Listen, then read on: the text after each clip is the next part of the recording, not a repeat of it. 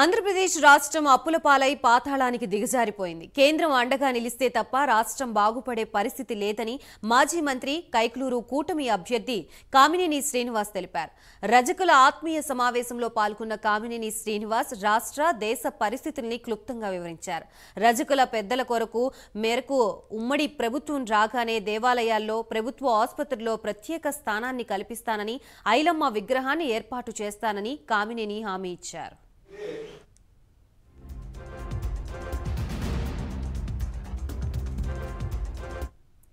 ఈ సందర్భంగా కామినేని శ్రీనివాస్ మాట్లాడుతూ నేటి సమాజానికి ఏం కావాలో ఒక తరం ముందే ఆలోచించగల దార్శనికుడు, తెలుగువారి కోసం ఎంతకైనా తెగించి పోరాడే యోధుడు చంద్రబాబు నాయుడు అని కొనియాడారు.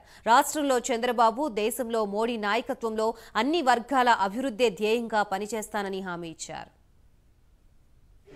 ఎవరో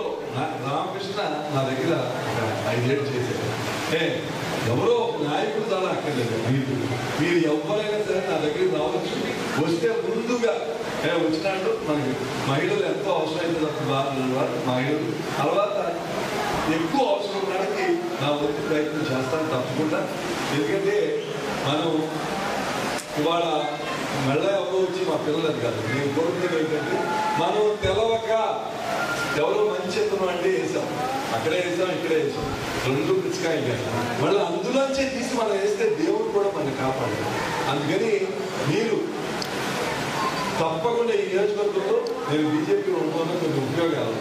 ఒకటి, కొల్లేరు సమస్యలు మనకి రాష్ట్రం కాదు కేంద్రం కూడా చేయాలి.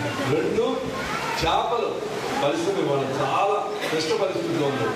నీళ్లు పడిపోతుంది, కరెంటు రేట్లు, దాన్ని చేస్తానికి తప్పకుండా నా వంతు ప్రయత్నం చేస్తాను. ఎందుకంటే 37 ఏళ్ళు చేపలు ప్రెసిడెంట్గా ఉన్నా ఆ సాధన పథకాలు చేసి. మూడోది, మనం ఎక్కడ చూసినా నీళ్లు, తాగడానికి నీళ్లు. అందుకని రాష్ట్రంలో ఆర్థిక పరిస్థితి బాగాలి.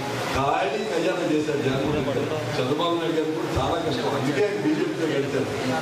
కేంద్రంతో కలవకుండా ఈ రాష్ట్రాన్ని ఆదుకోలేరు. అందుకని అక్కడ కేంద్రం నుంచి జలజీవన మిషన్ ఉంది, మంచినీళ్ళది 175 నియోజకవర్గాల్లో హైయెస్ట్ ఫండ్స్ తీసుకొచ్చి కైక్లూరు నేను ఖర్చు పెడతాను మంచినీళ్ళు. ఎక్స్ప్లెయిన్ చేసి ఒక సునామీ లాగా తీసుకొచ్చి ఇది మీరే సాధ్యం, మీరు చేయగలరు, ఈ మన పిల్లల భవిష్యత్తు మనం కాపాడుకునే సంతృప్తి మీకు ఉండాలి. తప్పకుండా మీ సహకారం లేకుండా మర్చిపోయాను, ఎప్పుడు మర్చిపోతాను. నేను నా నామినేషన్ 23వ తారీఖు అంటే మంగళవారం శుభం. మంగళం అంటే శుభం. ఆ వారం పొద్దున్న 10:50 చేస్తాను నామినేషన్. తప్పకుండా మీరు అందరూ రావాలి. తప్పకుండా నేను చెప్పిన నిజమని మీరు నమ్మితే అందరూ చేతులు ఎత్తి నాకు మద్దతు తెలియజేస్తున్నారు.